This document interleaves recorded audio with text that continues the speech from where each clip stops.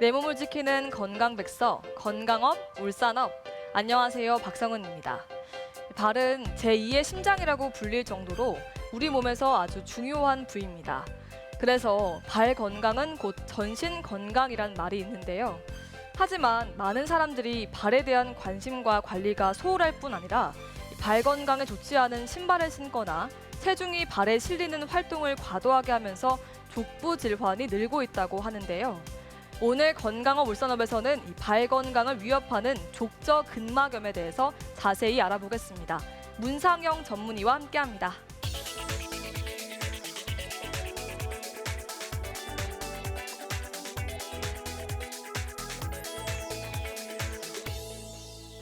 네, 선생님, 이 족저근막염, 현대인들이 자주 걸리는 질병이라고 하던데요. 아직 좀 모르시는 분들이 있을 것 같습니다. 어떤 질병인지 설명을 좀 부탁드립니다.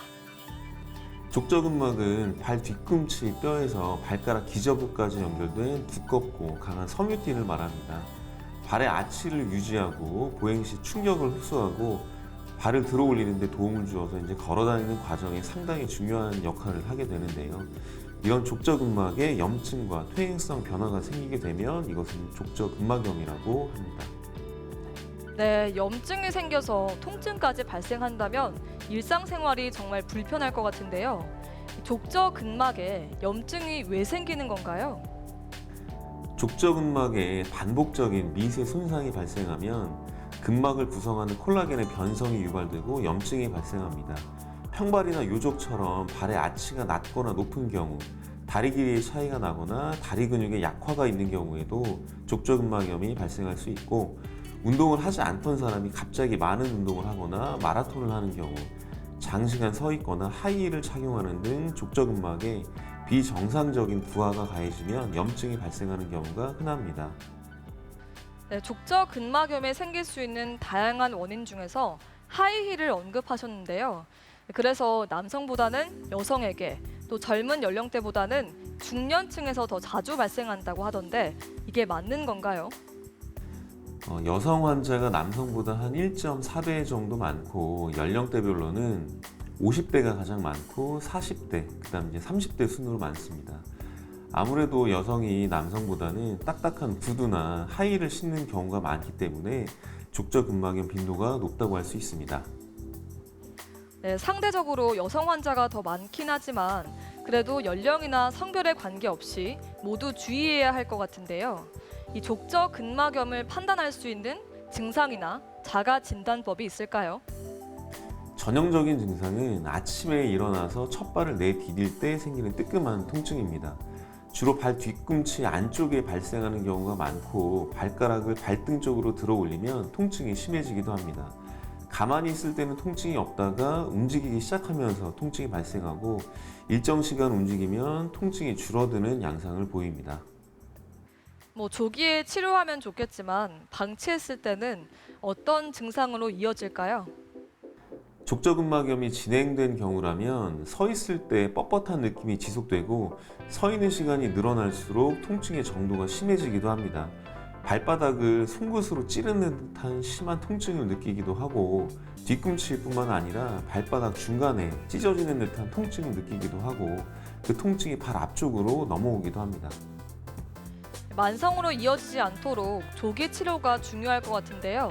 족저근막염으로 병원에 내원하게 된다면 어떤 치료가 이루어지나요? 일단 약물 치료와 물리 치료를 해볼 수 있고요. 통증이 심한 경우엔 주사를 맞기도 합니다. 최근 들어 가장 많이 하게 되는 치료가 체외 충격파인데요. 장기간 치료로 퇴행성 변성이 온 근막이 회복되고 콜라겐 합성을 증가시켜준다는 보고가 있습니다. 현 시점에서는 체외 충격파가 주된 흐름이라고 볼 수 있고요. 여러 치료에도 증상이 지속된다면 족저근막 절개술을 시도해 볼 수도 있는데, 신경 손상 등의 합병증을 유발할 수도 있기 때문에 신중한 결정이 필요합니다. 네, 수술이 없이도 교정이 가능하다면 가장 좋을 텐데요. 평상시에 하면 좋을 것 같은 스트레칭들, 또 예방법이 있다면 어떤 게 있을지 소개해 주시죠. 적절한 체중을 유지하고 무리한 운동을 피해야 하겠습니다. 하이힐은 가급적 피하고 쿠션이 충분한 신발을 신어야 하겠습니다. 스트레칭은 벽에서 30cm 정도 떨어져서 벽을 바라보고 선체로 시행하는데요. 통증이 있는 다리를 최대한 뒤쪽으로 뺀 다음에 발바닥 전체로 바닥을 디디면서 벽을 양손 바닥으로 밀었다 당기면서 종아리가 스트레칭 되는 것을 느낍니다. 이때 주의점은 뒤쪽 다리의 무릎이 최대한 펴져 있어야 하고 뒤꿈치가 땅에서 들려서는 안 됩니다. 네, 말씀 잘 들었습니다. 오늘 말씀을 들어보니까 발 건강을 유지하는데 평소 생활 습관이 얼마나 중요한지를 느끼게 되는데요. 일반적으로 발의 행복 조건은 통증, 변형, 부종, 차가움, 또 굳은 살이 없는 오무라고 합니다. 만약 이런 증상 중에 하나라도 해당되는 게 있다면 발 건강에 더욱 신경을 쓰셔야겠습니다. 건강한 울산업 오늘 여기까지고요. 요가 동작 함께 배워보시면서 저는 여기서 인사드립니다. 감사합니다. 오늘 저와 함께 배워보실 자세는 굽은 등을 펴주면서 가슴을 활짝 열어주는 자세입니다. 자, 편안하게 앉은 상태에서 척추는 바르게 세워주시고 양손은 복부 앞으로 가져오세요. 마신 호흡에 양팔을 아래쪽 사선으로 활짝 펼쳤다가 내쉬며 제자리로 돌아옵니다. 마신 호흡에 양팔을 위로 사선으로 활짝 펼치시면서 이번에는 등을 조금 더 열어 가슴을 천장 방향으로 고개를 들어 시선도 천장을 바라봅니다. 내쉬는 호흡에 정면 바라보시며 제자리로 돌아옵니다.